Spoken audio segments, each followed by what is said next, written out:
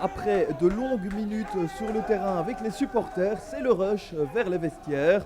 Tout le monde sous la douche, de gré ou de force, sauf Philippe Saint-Jean qui est pour le moment introuvable. Les chants, eux, continuent et ils sont à la mesure de l'exploit tubisien. Je savais que l'équipe avait un gros potentiel, mais comme ça, c'était au-dessus de mes espérances. Vraiment au-dessus de mes espérances. Quand on voit leur public, c'est vraiment magnifique. Et venir gagner ici, c'est un temple du football ici. C'était vraiment super. Quel caractère, on a montré quelle détermination et quelle puissance aussi. C'est amplement mérité. À quelques mètres de là, retour sur le terrain où le calme est revenu. Certains tentent de réaliser ce qu'il vient de se passer. C'est extraordinaire pour un gars comme moi qui vient de nulle part, qui n'a pas de nom, qui n'a pas fait de carrière de joueur.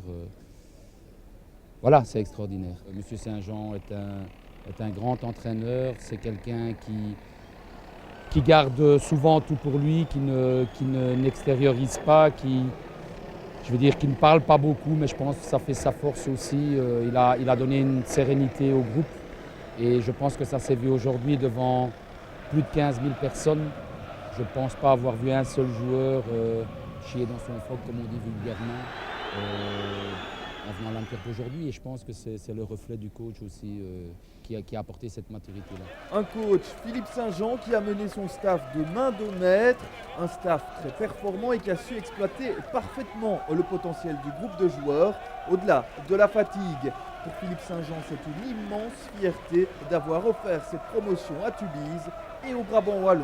Ça me fait vraiment plaisir parce que je suis issu d'ici, même si j'habite Moucron actuellement.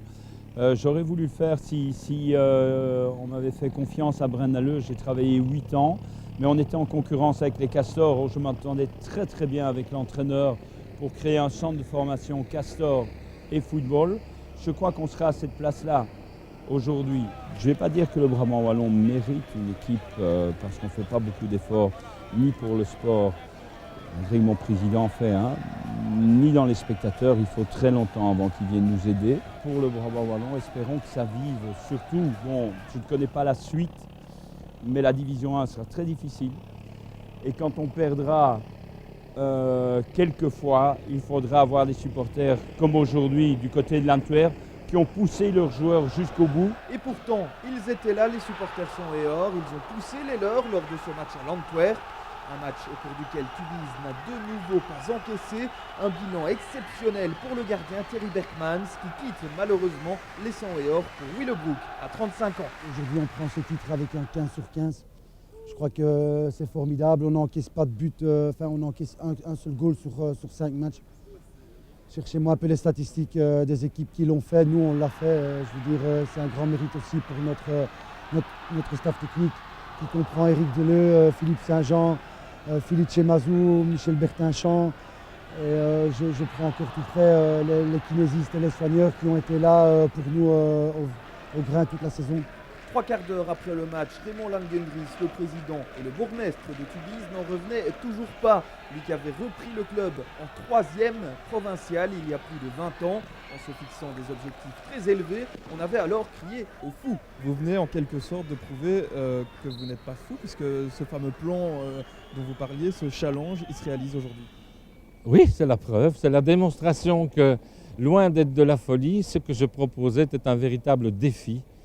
Pas seulement pour le club de foot, mais un défi pour la ville, un défi pour tous ses habitants, pour tous ses citoyens. Et je leur dis, il y a moyen de gagner, la preuve est là.